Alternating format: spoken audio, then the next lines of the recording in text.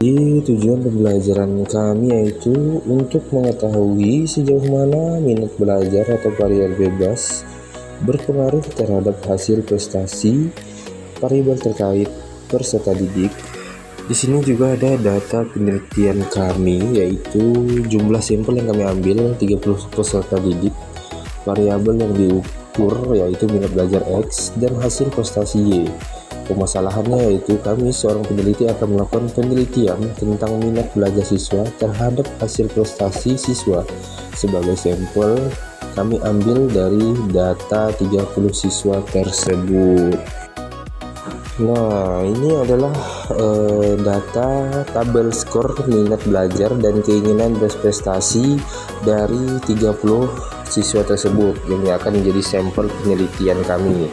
Di sini ada minat belajar mereka, di sini juga ada keinginan berprestasi mereka juga ada di sini.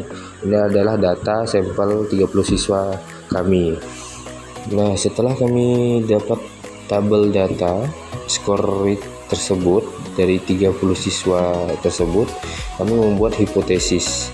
Nah, hipotesis HO-nya kami yaitu minat belajar siswa berpengaruh secara linear terhadap hasil prestasi siswa. HA-nya yaitu minat belajar siswa tidak berpengaruh secara linear terhadap hasil prestasi siswa. Pengujian hipotesis. Cara menentukan rata-rata dari data siswa yaitu dengan cara menentukan mean X. Bisa diketik di Excel, yaitu sama dengan average lalu jumlah data X, kemudian enter. Kemudian yang kedua, menentukan mean Y. Caranya sama, yaitu sama dengan ketik average lalu masukkan jumlah data Y. Cara menentukan persamaan regresi yaitu dengan cara membuat tabel penolong. Tabel ini didapatkan dari jumlah data minat dan keinginan. Lalu dibuat X kuadrat, Y kuadrat, dan XY. Nah, data X kuadrat didapatkan dari tabel minat siswa, lalu dikuadratkan. Kemudian Y kuadrat didapatkan dari hasil keinginan, lalu dikuadratkan. Namun XY didapat dari hasil minat dikalikan keinginan. Kemudian menentukan sigma yaitu dengan cara jumlah minat belajar sama dengan sum jumlah minat belajar tadi ditarik ke bawah lalu di enter. Kemudian sigma keinginan itu sama kayak yang tadi, sama dengan sum ditarik dari atas ke bawah jumlah datanya lalu di enter. Sama dan begitupun seterusnya dengan data-data yang lain, X kuadrat, Y kuadrat, ataupun X kali Y. Kemudian kita masuk ke uji hipotesis bagian uji linearitas, yaitu jumlah kuadrat regresi A atau JKA. Rumusnya JKA sama dengan buka kurung sigma Y tutup kurung kuadrat dibagi nilai N.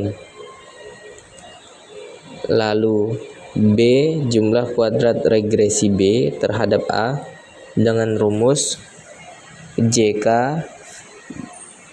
B per A sama dengan B buka kurung sigma XY dikurang buka kurung sigma X tutup kurung buka kurung sigma Y tutup kurung kemudian dibagi nilai N lalu tutup kurung lagi.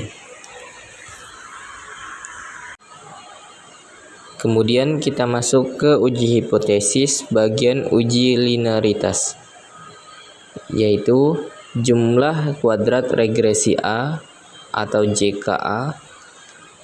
Rumusnya JKA sama dengan buka kurung sigma Y tutup kurung kuadrat dibagi nilai N. Lalu B jumlah kuadrat regresi B terhadap A dengan rumus JK B per A sama dengan B buka kurung sigma XY dikurang buka kurung sigma X tutup kurung buka kurung sigma Y tutup kurung, kemudian dibagi nilai N, lalu tutup kurung lagi. Selanjutnya yang C ada jumlah kuadrat residu, yaitu JKR didapat dari sigma Y kuadrat dikurang JKA dan dikurang JKB per A. Nah, yang D itu ada jumlah kuadrat kekeliruan dilambangkan dengan JKK didapat dari sigma Y kuadrat 1 ditambah Y kuadrat 2 dikurang Y1 ditambah Y2 kuadrat dibagi N. Nah, Y1 dan Y2 itu didapat dari jumlah X yang sama, yaitu dapatlah Y1 dan Y2. Selanjutnya yang E ada derajat kebebasan kekeliruan dilambangkan dengan DBKK, itu dirumuskan dengan N dikurang K. N itu jumlah data dan K itu adalah jumlah variabel bebas yang berbeda. Nah, yang F, derajat kebebasan ketidakcocokan, dilambangkan dengan DBTC, dirumuskan dengan K dikurang 2. Selanjutnya jumlah kuadrat ketidakcocokan, dilambangkan dengan JKTC, didapat dengan JKR dikurang JKKK. Nah, selanjutnya yang H ada rata kuadrat kekeliruan, dilambangkan dengan RKKK, didapat dengan JKK dibagi dengan DBKK. Selanjutnya yang I, rata kuadrat ketidakcocokan dilambangkan dengan RKTC, yaitu didapat dari JKTC dibagi dengan DBTC. Dan yang J adalah ketidakcocokan, yaitu lambangkan dengan FTC, didapat dari RKTC dibagi dengan RKKK. Selanjutnya yang K ada F tabel, dengan menentukan DK pembilang dan DK penyebut didapatlah F tabelnya. Kemudian yang L keputusan. Nah, jika F itu lebih kecil daripada F tabel, maka HO diterima dan setelah itu membuat kesimpulan.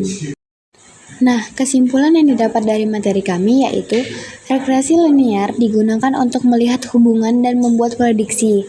Nilai A dan B dihitung menggunakan rumus tertentu dan persamaan regresi dapat digunakan untuk memperkirakan nilai di masa depan.